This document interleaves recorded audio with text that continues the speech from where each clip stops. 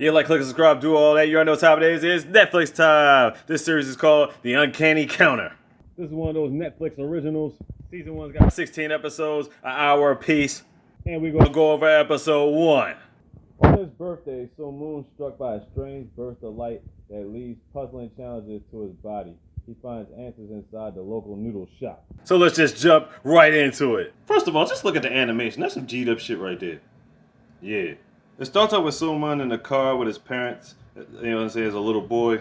I'm assuming they work for the government somehow. Then they show the detective cornered on the rooftop by some thugs. He calls Soham dad. It's like a desperate message he gives him. He basically tells him just to stay alive. Right after that, these thugs kick his ass and throw him off a rooftop. He's done deal dead. And at the same time, that car gets hit by a fucking Mack truck. Everybody's dead except for Soman. Some mystery guy comes up to the car, but we never see his face. Then we go to 7 years later. He's all grown up and he's living with his grandparents. And the accident also left him crippled, so he's got to walk around with a crutch. So his grandparents are chilling as Soman's getting ready for school. And his dad's tripping like, yo, today's the 12th. What's so special about the 12th? We don't know. So now he's riding to school with his friends and all that. They talk about comic books and superheroes. This random lady's passing out flyers about some missing people, some missing parents. So obviously that gets to Soman and he picks up some flyers. Even though that random couple was been missing for like a year, but But before all that, they get hungry. They head over to this noodle place ran by this lady, this guy with the knives, and this chick who's got that look like she senses danger. So they all sense a level 3 being in the area. They call themselves Grim Reapers, but they're looking for demons. It's like, okay.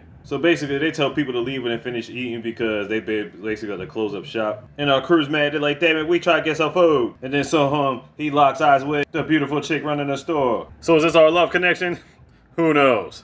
So anyway, the crew ends up calling this guy who just happens to be on the bus. I guess that's the 4th member of the crew. And now they got in their red jumpsuits, trying to find this 3rd-ranked demon and get down to business. And then they find him. He runs away at first, jumping around on rooftops and shit. But then they finally corner him. They thought they had him, but then he gave off a sonic wave and whipped their candy ass. He was too much for them. But then Granny came to the rescue, and he made his escape to the subway. But our man's was about down, trying to get down and get to him. And then they started the beefing. He tried to hold him up for his friends to get there, but it was too late. He got. Then after that, our level 3 guys sucked the soul out of him. But then another soul came out and it got away. And then the partners got there too late. They grieving off to death. Meanwhile, the crew chilling in the library. Then they get outside. And this floating soul just happens to wander all the way out the city. And guess who it lands on? It goes inside of Soman. Of course it does. He grows out extra pieces of hair on his head and he's tripping off of that shit. Yeah, so that happened. So he heads back home and we realize the 12th is actually his birthday. So they were planning a birthday party, through a cake and all that stuff. He wakes up the next day and sees these spots at the edge of his hands. He's like, what the fuck is that? He reflects on events that happened, feeling like he got feeling like he got hit by lightning or something like that, or like a jolt of ice.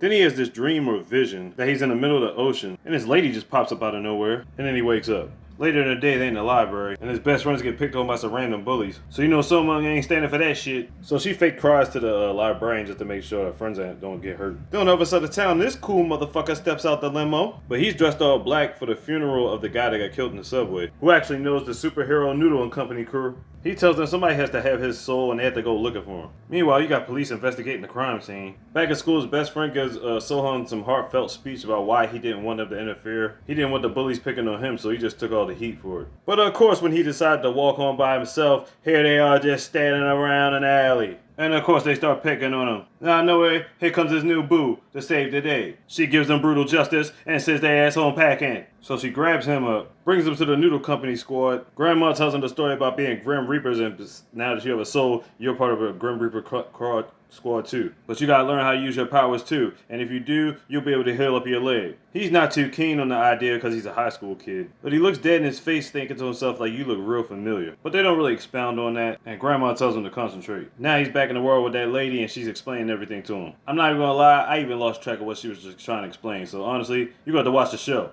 As he's leaving the shop, he gets a phone call. But it's from his best friend. He's getting fucked up by those dudes earlier. You gotta make your way to him. Save your friend. So he gets there ready to deliver business. But then he just ends up getting beat up. Then all of a sudden out the blue, he just catches his punch. And now finally he looking like he's ready to deliver business. And that's how the first episode ends. I'm hooked already. I'm getting cracking. We gonna get it poppin'. The Uncanny Encounter on Netflix. Check it out. Like, click, and subscribe. Do all that. You already know what time it is. Slick, easy, out the easy, mister. Ski. Big. You the goddamn slogan.